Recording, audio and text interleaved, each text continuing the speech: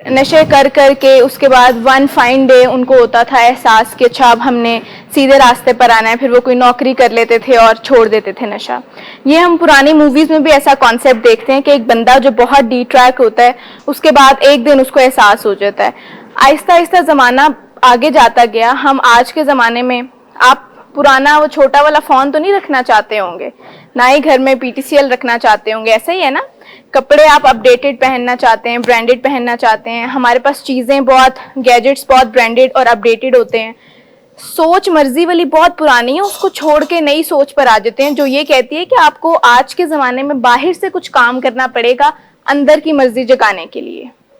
हम इस चीज़ पर बिल्कुल रिलाय नहीं कर सकते कि उस्मान साहब या सालिक साहब या कोई और पेशेंट खुद चाहें, इनकी मर्जी हो तो फिर इलाज में आए, क्योंकि आजकल एक तो नशे बहुत ज़्यादा पोटेंट हैं, दूसरा बहुत ज़्यादा स्प्रेड की हुई है ये चीज़। तो हमारे पास इतना टाइम नहीं है कि हम हर पेशेंट के लिए या घर वाले हर पेशेंट के लिए अपने इंतज़ार करते रहें। ऐसे तो फिर आप लोग कोई 150 साल की उम्र की दुआ किया करें कि इतनी लंबी उम्र हो जिसमें से 50 से 1 साल नशे हों और उसके बाद एहसास हो जाए और फिर हम इलाज में आ जाएं।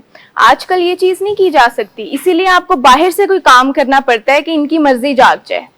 और जो डॉक्टर साहब अक्सर एक एग्जांपल देते हैं ना कि डॉक्टर हमेशा आपकी स्किन को साथ जोड़ता है और फिर बाकी हीलिंग का काम खुदा करता है, ये इलाज वो है और मर्जी का कॉन्सेप्ट कि हम सिर्फ आपको इलाज में लेकर आते हैं, आपकी फैमिली हम मिलकर स्ट्रगल करते हैं, आप लोग स्ट्रगल करते हैं और फिर बीच में किसी दिन जो है ना वो डिवाइन इंटरवेंशन होती है कि आपका खुद दिल बदल जाता है, बीच में मर्जी आ जाती है।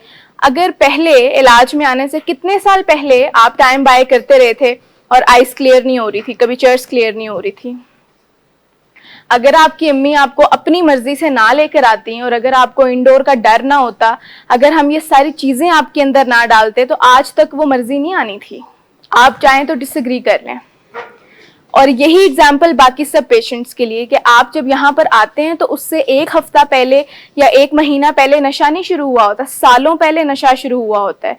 लेकिन उन सालों में मर्जी एक दिन भी नहीं आई होती और सेहत दिन ब दिन नीचे जा रही होती है। तो मुझे बता दें कि अगर आप अपने घर वालों की जगह पर होते तो इंतजार करते कि हमारे लव्ड वन की मर्जी आ जाए। आप लोग जब अपने पेरेंट्स को तकलीफ में देखते हैं और पेरेंट्स अपने टेस्ट नहीं करा रहे होते, डॉक्टर पे नहीं जा रहे होते, तो आप इंतजार करते हैं कि आप उनसे एट टाइम्स गुस्सा भी करते हैं, आप एट टाइम्स बुला लेते हैं लेबॉर्ट्री से लोगों के वो ब्लड सैंपल ले लें, आप उनको जबरदस्ती अपॉइंटमेंट डॉक्टर की लेकर ले जाते हैं, करते हैं ना ऐसे? क्या आप इंतजार करते हैं कि जब अब्बा या अम्मा की मर्जी होगी तो हम फिर करेंगे? अगर हम ये लेकिन बीच में से हटा दें ना तो आप और हम एक पेज पे आ जाएंगे। हम और आप बिल्कुल सेम बातें कर रहे हैं, लेकिन बीच में लेकिन आकर आगे सारी जो आपकी अपनी बात होती है हम वापस स्क्वायर वन पर चले जाते हैं। मैंने यहाँ पर जो पेशेंट मर्जी से आते हैं उनको और जो क्राइसिस इंटरवेंशन में शदीद मुश्किल से आते हैं उनको दूसरे तीसरे दिन एक हाल में देखा है। मर्जी वाले बल्कि ज्यादा टफ टाइम देते हैं कि अब मैं आया मर्जी से था तो मुझे भेजें भी मर्जी से, मैंने कंप्लायंस नहीं उस तरह से देनी, प्रोटोकॉल उस तरह से नहीं मानने।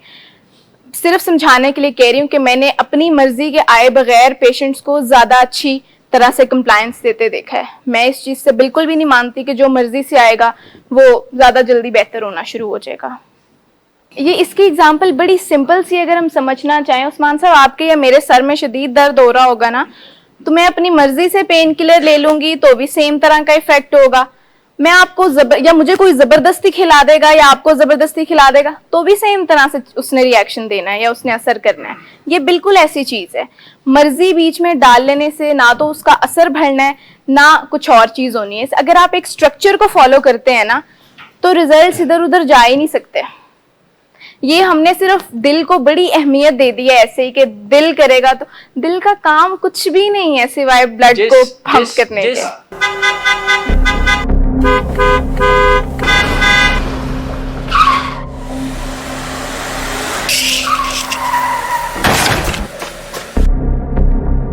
घटिया इंसान, इतनी देर से गेट क्यों खोला?